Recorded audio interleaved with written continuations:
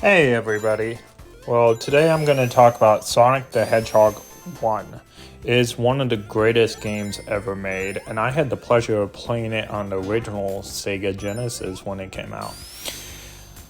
A little bit about it. It's the first video game I've ever beaten in my life, and probably the first video game I ever played, to tell you the truth. It was way ahead of its time. If you look at the music, and also if you look at the individual zones and the enemies in those zones, back in those days, games were very repetitive, like Gauntlet and other games. Hunter, if you ever played that on the Sega Genesis, fantastic game, but again, very repetitive. Sonic had a new, fresh taste with every single zone you went into. There was 3 levels in each zone, with the final level being a boss battle with you and Robotnik at the end of the level. Now, it's important to point, this video is a little bit of a piggyback off Cairo's video, which was an excellent Sonic video. But me and him have a little bit different perspective on this game, since I grew up with the original Genesis, and I guess he played with the remakes on the GameCube and other Nintendo systems. So this was revolutionary when it came out. You have to remember, this came out before Super Metroid, which changed video game history for the better, but this came out about 2 to 3 years before Super Metroid did. As Cairo pointed out in his video, you can't spin dash in this game. That later got added to Sonic 2.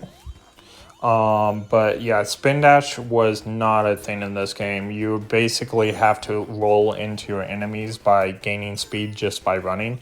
And the rolling is fun in this game, but you only can use it at certain moments, since you can't charge it up.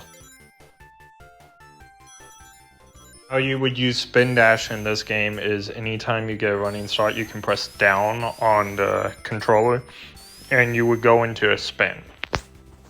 It was actually a very strategic from the spin roll we know now. So you could use it to avoid obstacles and projectiles that were fired at you, as well as attack. But you had to think before you did it, because you could be running into a trap. Now a little bit of a side tangent. Sonic the Hedgehog 1 was one of the first games for Sega Genesis to have a working story. Now, it's not the first game. There are other games that has an incredible story that was out before Sonic the Hedgehog, but it's one of the only games at the time that had a running story, and most people don't know that it did. So Green Hill is where Sonic lives, in all media, the movies, anywhere you can find, it's Green Hill. So Robotnik comes in to do his experiments with the animals that live there and turn them into robots or stuff them into robots, which brings Sonic out of wherever he was staying at in Green Hill to chase off Robotnik. So during this whole Sonic 1 game is basically Sonic chasing Eggman to his base in order to stop him from doing his experiments on the animals he captured originally from Green Hill. Also, as the levels are unique in this, so are the boss battles. It's mind-boggling. Every time you face Robotnik in the 3rd round of an area, it is a completely different boss fight. Something you have to think about going in. The thing Sonic is famous for, especially in its early games, is the final bosses, because you're often left with 0 rings. In the first 4 bosses of this game, you have the opportunity to have rings, but you can also run in there without rings, and it becomes horrific sometimes, especially if you're new to the game. Now, one of the greatest things about this old Sonic game is that it was pretty hard when it came out. There was no easy, normal, hard buttons. There was just the game. The Sonic bosses in this game can be difficult, like the labyrinth level Robotnik fight. If you don't know what you're doing, or it's your first time being there, you make the mistake of focusing on Robotnik instead of trying to get to the top. The goal is to get to the top, and then Robotnik runs away. If you played on the original Sega Genesis, some of these jumps have to be super precise. It can be hard to get up there sometimes, and easily you can die by drowning or just running out of rings. It's like what Cairo said though, Green Hills is a very introductory level, and it is a lot of fun to go through. It also has a lot of secret areas where you can break down with your not spin dash spin, and able to get through hidden walls, and there's not really that much interesting things behind them. There's sometimes a free man, other things like that, but it's not like Mega Man where you find a power-up or something. So yeah, Green Hills is a lot of fun, especially blowing through it. Every time you finish a level, the 1 and 2 acts, never the 3rd act, if you have more than 50 rings at the end, you get to have a giant ring appear, and you will be able to enter into a new realm where you can get the Chaos Emeralds. There are 8 Chaos Emeralds, and it's a very fine line in this realm. You can't touch the red, and you have to try to get the emerald. If you get all 8 of them, you have a special scene at the end. If not, then you can still beat the game and everything. It's not bad. You can miss once or twice, but because of the limited levels, you can't miss much more than that and still get all 8 of them. The next level, the marble lava level, as I like to call it, is a pretty unique level. You can't blow through it like you do Green Hills, but there's enough speed moments that it makes you feel fun. There's a lot of moving through lava and a lot of platform jumping in this level, just to showcase that Sonic is primarily a platform game. It's a lot of fun. I agree with Cairo that I wasn't that excited about this level when I was a kid, but growing up, I kind of like it a lot more than I should at this point. Brickyard Zone is an okay zone. I really like the aesthetics of it. It's a lot slower than the zones before as far as like progression, because there's a lot of jumping in this one. It's even slower than the lava levels because you have to time some of the platform jumpings to get them to work right. I like Springyard Zone. Labyrinth Zone is actually my favorite, believe it or not, and it's strictly because it was the hardest one when I was growing up. I would always take chances on trying to get to the next bubble and not take the one before that, and if you do that, you have a big chance of drowning.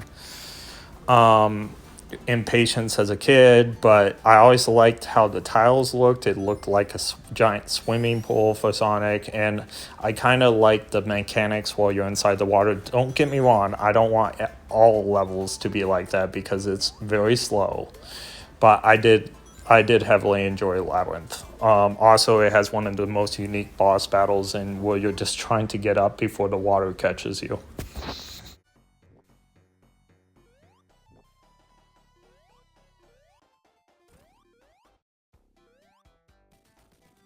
Starlight Zone, I do like the aesthetics of it. It's also the zone where you get to run just as much as the first level, Green Hill. Or not as much, but close enough. I don't like some of the stoppers in this level, like the little fans that push you back, and some of the track, how it ends, where you have to go on jumping afterwards, is one of the final levels, so I get why it's the way it is. It's just, it should be a lot cooler in my opinion.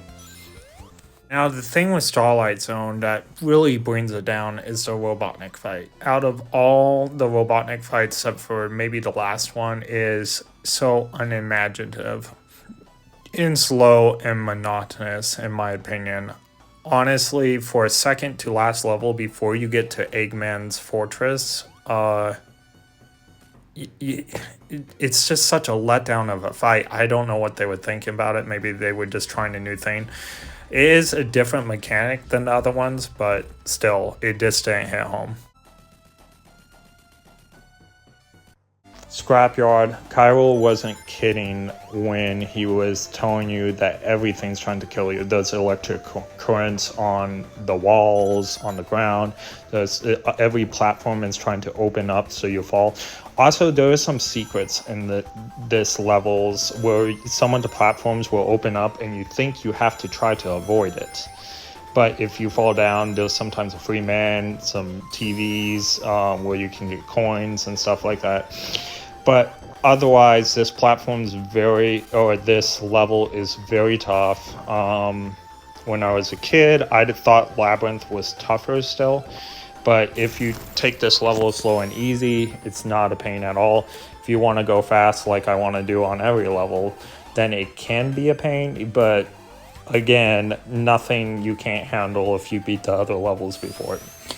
The final Robotnik fight in the final level is a bit disappointing. There is actually a secret that you can do if you just stand to the side and avoid the balls.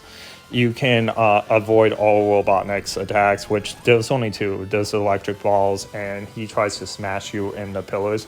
There's always going to be one pillar that's empty and one pillar with him. So a little bit is just luck. Also, if you position yourself in the middle as well, you can you'll probably have the most chance on trying to get Robotnik like every hit. But yeah, Sonic 1 was a masterpiece when it came out, and some of the best music that Sonic has come to know today came from number 1 and the ideas of number 1. Sonic 2 would capitalize on a bunch of these ideas from Sonic 1, and I'll probably make a Sonic 2 video in the future, but thanks for watching if you made it through the whole video.